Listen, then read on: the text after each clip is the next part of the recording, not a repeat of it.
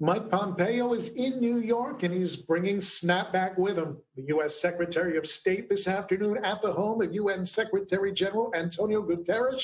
Later on, he'll deliver notification to Indonesia, the current UN Security Council president for the month, that Iran is out of compliance with the nuclear accord it signed on to during the administration of Barack Obama, and that the U.S. plans to impose snapback sanctions on Iran, the same sanctions in place before the Iranian nuclear accord came into effect. The Security Council will then have 30 days to vote to extend sanctions relief, which the U.S. will surely veto, or to produce some sort of compromise that will save face for everyone, or to let that 30-day window expire and then sanctions will automatically kick in.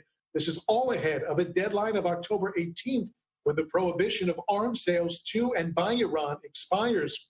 But Obama's old State Department point man on the nuclear accord's implementation told us that ultimately those that disagree with the Americans' path will simply ignore the reinstituted measures.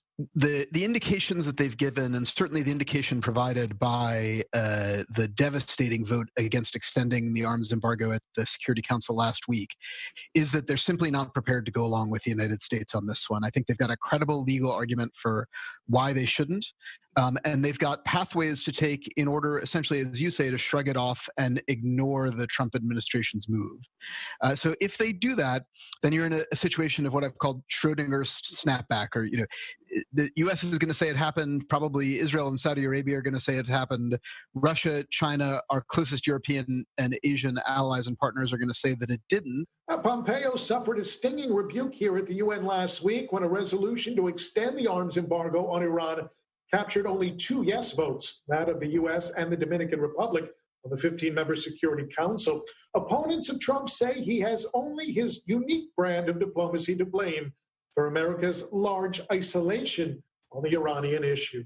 If you really wanted to try to restrict arms sales to Iran leading up to the expiration of this arms embargo in October, you wouldn't blow all of this diplomatic capital in New York. You would rather do some quiet diplomacy with the very short list of countries that are capable of selling the weapon systems that we're worried about, and try to get them to impose essentially voluntary bilateral restrictions. This is not unprecedented.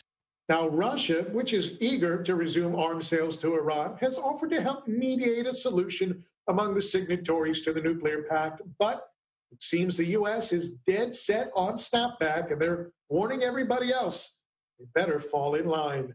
Reporting from the United Nations, Mike Wagenheim, I-24 News.